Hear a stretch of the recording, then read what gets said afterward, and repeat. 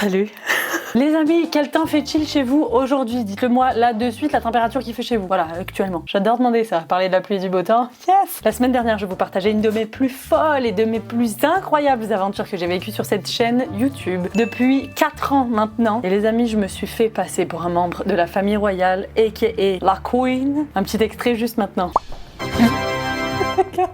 Et c'est de loin une des vidéos qui m'a demandé le plus de préparation, le plus d'équipe, le plus de personnes, le plus de ressources. Bref, une des vidéos les plus incroyables que j'ai réalisées jusqu'à l'heure et jusqu'à présent. Rappelez-vous, je me suis fait passer pour des stars au drive. Thank you. Non mais c'est vraiment à Malaisie, c'est vrai. Et je me suis fait passer pour Lady Gaga pendant 24 heures dans les rues de Québec. Yeah, I'm in Quebec City. Et je voulais retenter l'expérience, mais beaucoup plus grand, beaucoup plus haut niveau, beaucoup plus énorme, beaucoup plus spectaculaire. Et je me suis dit, bah, quoi de mieux que d'incarner le personnage le plus mythique sur cette planète encore vivante à l'heure actuelle, la reine Elisabeth II. Et je vous cache pas que la préparation de cette vidéo a connu des très hauts et des très bas, et beaucoup de périodes de stress, beaucoup de périodes de doute. C'est une vidéo qui n'a jamais failli voir le jour pour des raisons juridiques. Et oui, pas tout le monde ne peut se faire passer pour qui il souhaite sur Terre. Bref, le but de cette vidéo, et parce que vous avez adoré ce contenu, c'est de vous expliquer un petit peu l'envers du décor, l'envers de ce que ça a pris pour pouvoir réaliser toute cette expérience-là. Les amis, jingle, c'est parti.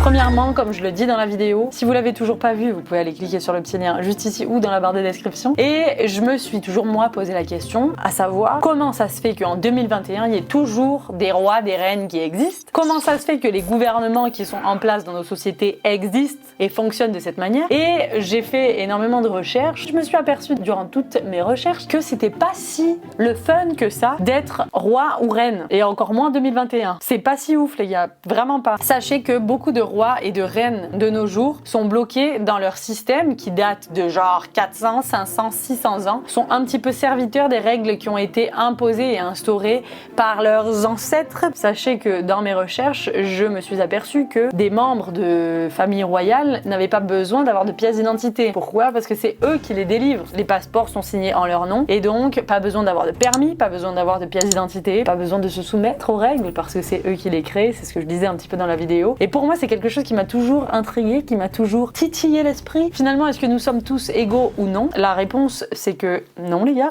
on n'est pas tous égaux sur cette planète. En fonction de notre rang social, on a droit on a accès à plusieurs privilèges. Le but de cette vidéo était de pouvoir incarner un personnage mythique sans usurper son identité. Et pour ça, j'ai fait appel à Adrien de Moustache FX, qui est maquilleur d'effets spéciaux professionnels. Et au final, il est spécialisé dans les moulages, dans les changements d'apparence, dans les transformations extrêmes. Et pour pouvoir ressembler à un membre d'une famille royale, il fallait que je puisse changer au complet d'apparence. On a dû faire une prise d'empreinte de mon visage, un moulage de mon visage qui permettait de pouvoir avoir mon visage sous forme de plâtre. Les amis, je vous laisse sur ces images, ces merveilleuses images, c'était une expérience incroyable. C'est par rapport au décolleté d'Elisabeth II. Et on la voit pas beaucoup là, ça. Ouais, non mais en fait c'est pour Ça savoir craque. jusqu'où Ouais. on va descendre le cou. En principe le cou c'est là. Je pense qu'en termes de stylisme on verra aussi avec la styliste pour pas avoir trop de décolleté. Parce que je pense que dans la monarchie ils sont pas là. Mais plutôt plus c'est serré et bien ça se porte. Ouais. Et nous ce qu'on veut c'est surtout en fait c'est le mouvement sur le Sur le sur le menton. cou que ça va. Ah oui, grave. Ça va faire ça vraiment? On va essayer. En tout cas, l'idée c'est de trouver en termes de souplesse quelque chose de relativement souple pour avoir justement ce côté.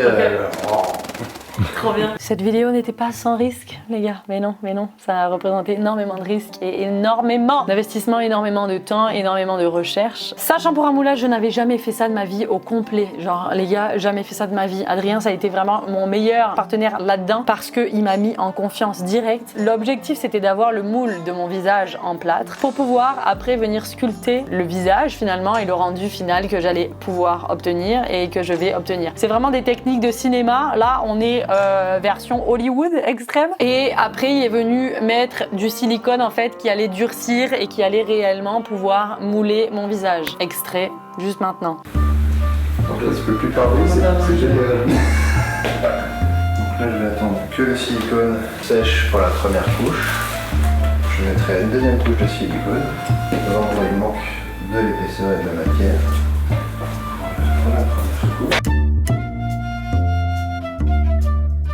J'attends juste que le plat sèche avant de te démouler, mais là tu peux sentir qu'avec tes mains, tu peux poser tes mains dessus, tu vois qu'il est déjà plus chaud qu'il est chaud. Et en fait, dès qu'il va commencer à redescendre en température, c'est bon, c'est qu'on démoule. Et là, normalement, c'est une plat qu'on peut s'amuser un petit peu. C'est pour la blague ou c'est utile? Non, c'est juste pour la blague. Voilà, la reine d'Angleterre.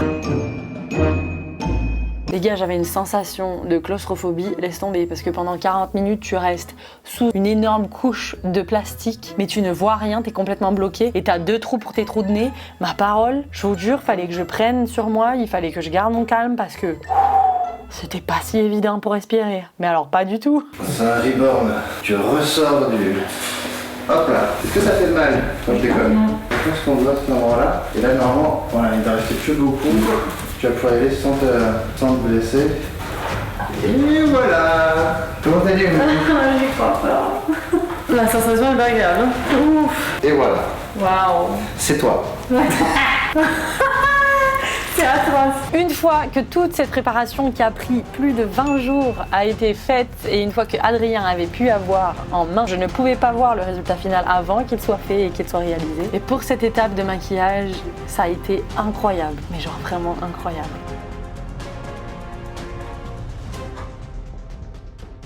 C'est bon, tu peux allumer. Oh putain, attends. Vers le bas, vers le bas. Ah, ça marche pas, il n'y a pas d'électricité. Oh non. Les gars, j'ose même pas ouvrir les yeux.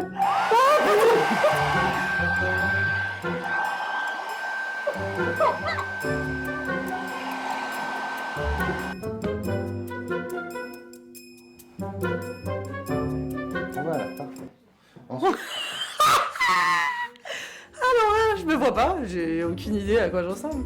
J'ai l'impression de m'être fait un lifting de genre de la bouche là, j'ai l'impression d'être Kim Kardashian. Enfin, à mon avis, je suis pas du tout Kim, mais... Là, je te mets une poudre qui va me permettre d'enlever la moisissure, tout ce qui est humidité, et du coup faire en sorte que la prothèse puisse résister plus longtemps aux intempéries.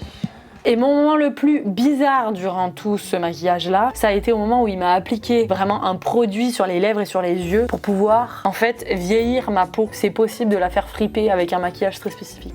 C'est genre complètement what the fuck. Et le plus gros défi de cette vidéo, c'était de se dire, est-ce que je vais être crédible en incarnant le rôle d'une reine ou pas? Donc pour ça, on s'est basé sur plusieurs membres d'une famille royale pour créer notre propre personnage. Et on s'est basé sur plusieurs photos historiques. Et Marie-Caroline, la styliste, a designé un costume sur mesure qui m'allait avec du rembourrage, etc., etc. Pouvoir avoir cet aspect de vieille personne, de vieux membre de la famille royale, quand même assez crédible. Sur 10, à combien je ressemble? Genre à combien ça serait crédible? Dites-moi là, dites-moi direct. Ok les amis, c'est parti, attention, j'ai peur. 1, 2... Mais alors le moment où je me suis découvert, j'étais complètement choquée. Mais c'était bizarre de me voir, je ne savais plus qui était la personne dans le miroir, vraiment. Et finalement, une fois que la transformation s'est opérée, une fois que j'étais prête à pouvoir incarner mon personnage, eh bien on a commencé l'expérience.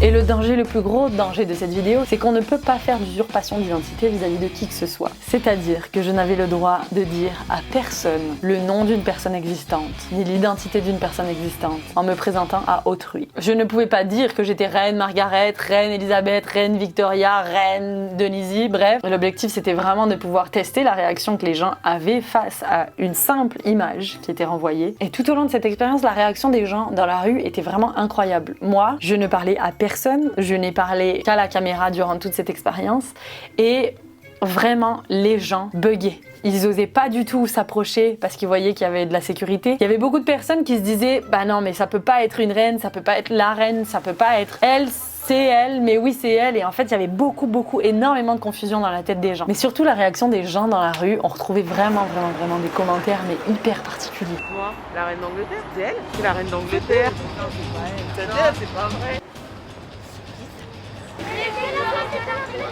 Et les gars, le moment le plus mémorable de cette vidéo, le moment le plus what the fuck finalement qui a été complètement fait à l'improviste, ça a été une idée que j'ai eue sur la seconde. Je voulais pouvoir aller au Jardin des Tuileries et au Louvre à Paris pour pouvoir faire une petite blague sur Marie-Antoinette, sur la royauté, sur Louis XIV, Louis XVI, etc. Et en arrivant sur place, je me suis aperçue que il y avait quasiment personne à part beaucoup de gens qui étaient autour du Louvre pour pouvoir aller visiter le Louvre. Et moi, ce que je voulais, c'était avoir peut-être un effet de foule, essayer de voir justement la réaction des gens, mais dans une foule, est-ce que les gens allaient s'approcher ou pas. Et là, j'ai regardé mes gardes du corps, j'ai regardé la caméra en disant, bah écoutez, voyons voir comment les gens vont réagir si jamais on s'incruste dans la file d'attente du Louvre. N'importe qui fait ça en temps normal se fait insulter, frapper et se fait lyncher parce que t'as grillé la place à quelqu'un, quoi. Et finalement, quand je me suis incrustée avec mes 2 gardes du corps, ben, les gens ont fait un espace, m'ont laissé passer, on sourit et on rigolait parce qu'ils se disaient genre what the fuck. J'ai pu m'incruster dans la file d'attente du musée et finalement passer littéralement devant tout le monde, sans billet, sans rien. Et une fois arrivé devant la sécurité, vous avez vu ce qui s'est passé.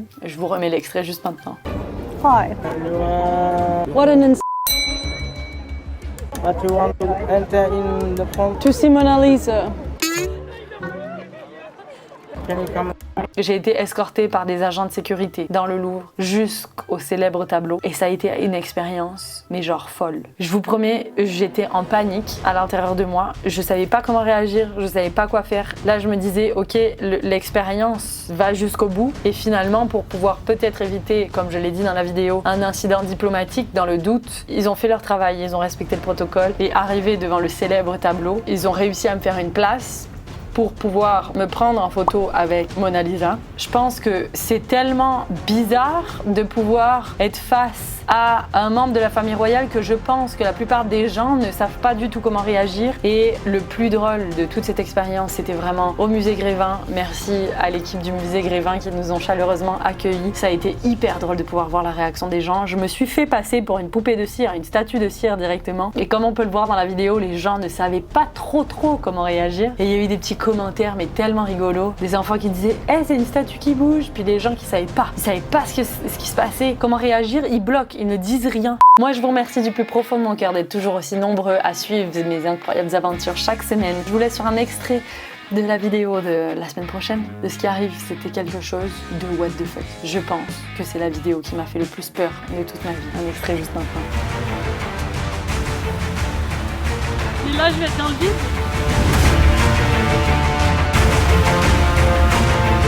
Les gars, je suis en panique. Tout va bien aller. Tout va bien aller.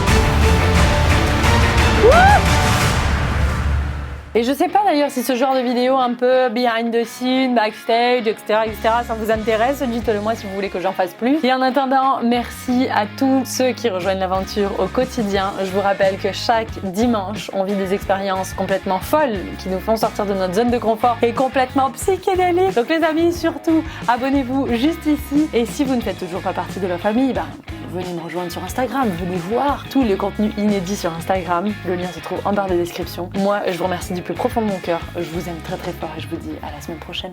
Je vous aime.